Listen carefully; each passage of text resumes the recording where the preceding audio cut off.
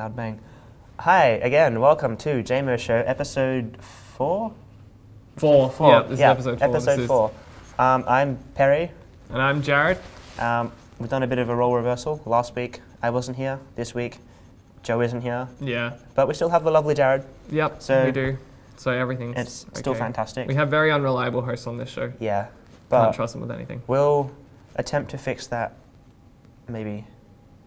On to the first story. Yeah. Jared. Okay, so basically, as you may or may not be aware, earlier this year there was a leak from the NSA, which is like the civilian watching, like, how do you put it? Civilian surveillance organization in America. Like, watch the internet. Yeah, they watch the internet basically. They have access to like everyone's Skype conversations and everything, Facebook. And yeah, that got leaked out from the American government. So that was old news, but some more stuff has happened now, which is pretty interesting. So originally, the man's name was Edward Snowden, who released information. He's been charged with espionage, but he managed to get out of America, which was a clever move. That's quite smart. Yeah, so he Always actually helps. left before they even figured out that he did it. So yeah, he was in Russia, don't know where he is now.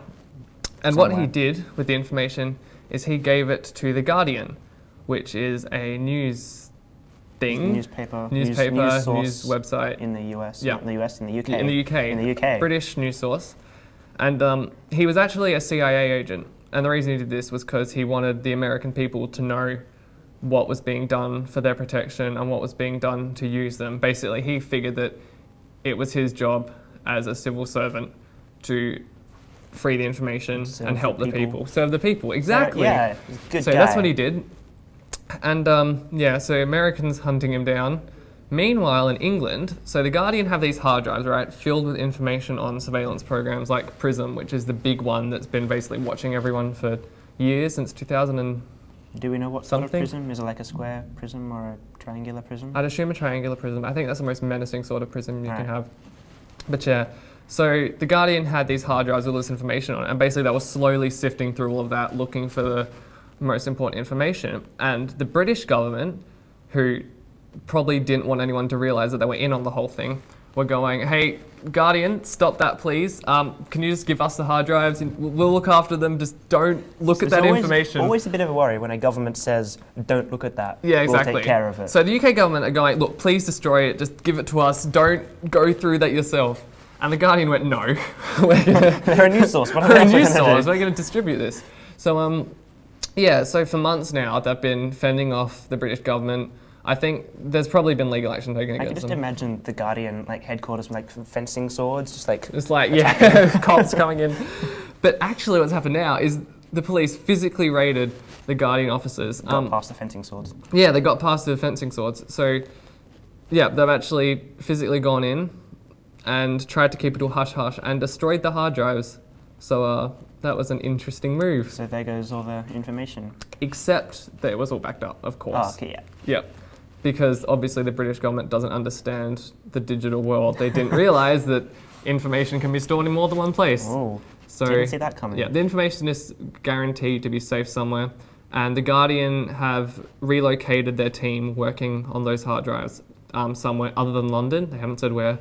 Fair But enough. yeah, I know. But they've gone somewhere else. Don't know if it's in England or another country or something. But yeah, they're still looking through those hard drives. So, information stored somewhere, people working on it, also somewhere. Also somewhere. May not be the same somewhere. Yep. But yeah, so yeah, that's kind of Story. the big, creepy government news story for the day. Moral of the story, back up your save files. Yeah, because that way when the government comes for you and if they take it away, you still have it. Yeah, Yep, yeah, backup data. back up. All right, shall we do The second story would of you the like day? to tell your story now? My story We can now. alternate. All right. So this story is a bit of a good story. You know, you always have that little childhood dream of a message in a bottle, throw it into the ocean, and it comes Mhm, back to mhm. someone else somewhere, Yep. sometime, hopefully in the future, not in the past. That would be weird. That would be cool. That would be very cool. That would be cool. So, a 50-year-old message in a bottle released by 12-year-old Dennis Kamson, which is a Mhm. female, was released in 1963 and was brought back to a driveway Wow. by, what was it, Hurricane Sandy. Wow. So it washed it up. So it washed it up, well, it sort of blew Well, it. But it didn't break it the bottle, brought it. which was pretty cool. That's amazing. The fun so- fact is, in total, the displacement physics terms from the starting point and the finishing point. So not the distance. Not the distance. The The distance is the entire thing travelled. The displacement is start to finish in a straight line. The displacement of the bottle was only 0.2 of a mile. So Really? it didn't actually go that far in Wow. 50 years. 50. Wow. I like to think it went around the world a few times and then just It- happened to end up back there, but It didn't. oh, it didn't. Well, it might have, but we don't I know. guess we'll never know. The message in the bottle was something along the lines of, "To whom it may concern, please fill out the following questions. This is a scientific experiment, and mail it back to Dennis," and the address was supplied. And there are a few questions such as, where did you find the bottle? What time is it? What year is it?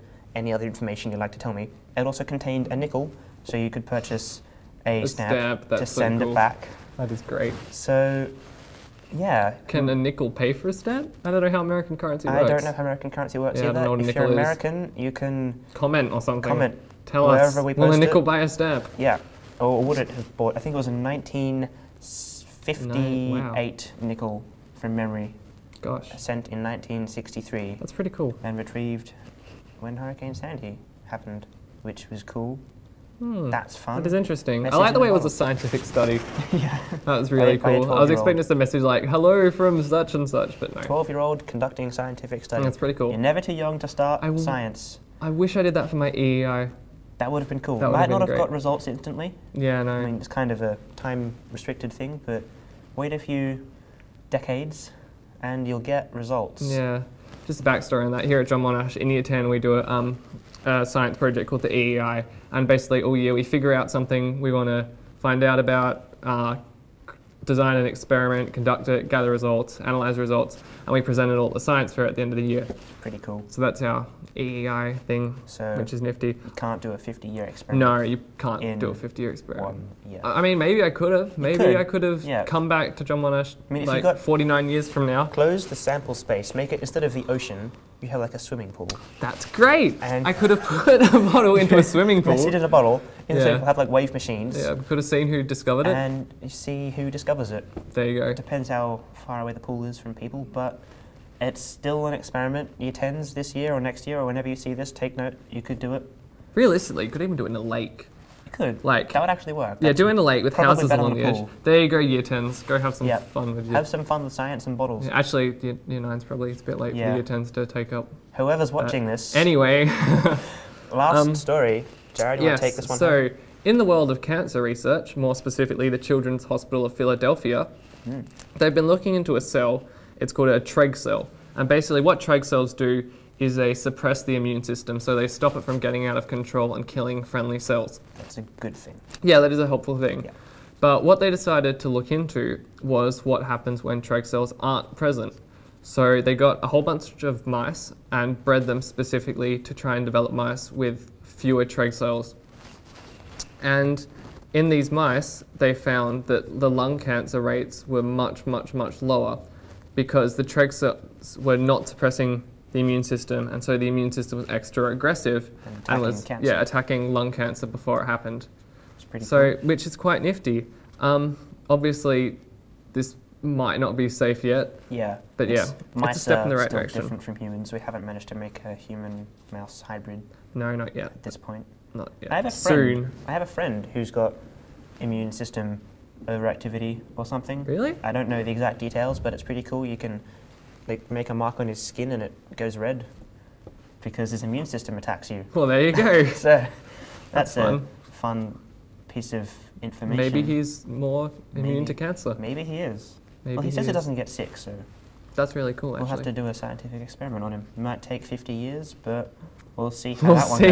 goes. That is another thing for the EEI. Yep. But no, yeah, so they did it through breeding, and then they went on to develop a drug that specifically targets Treg cells to eliminate them once the mouse is already like alive and fully grown, which also helps deal with cancer. So yeah, that's a potential cure for cancer, maybe, if we can Everybody- perfect it. Everybody loves a good cure for cancer. Everyone loves a good cure for cancer. This may or may not be a good one, but it's headed in the right direction. It's still a cure. Yeah. Yeah. I mean, it might cause your immune system to kill you, but hopefully not. You'll try not to talk They about don't need to know that. I don't need to know that. No. But yeah. So yeah, First steps are good steps in science. baby steps. Baby towards steps. A greater, cause or something. Yeah, something like that. Yeah. Anyway, shall we outroduction? We shall outroduction. Farewell for now from this week until episode 5. Yeah, episode 5. I'd just like to finish with a quote. Should I finish with a quote? Do you want to finish with a quote? Okay. Falling in water doesn't kill people. Staying in water kills people. That's a good one. I'd like to another quote. There you go. Would you want another quote? Yep, All right. 2 quotes, one from each. Nighttime is the Earth's shadow. It's a good quote. Don't know where it's from, but it's a quote. All right, there you go. Farewell. You've got some wisdom now as well. See ya.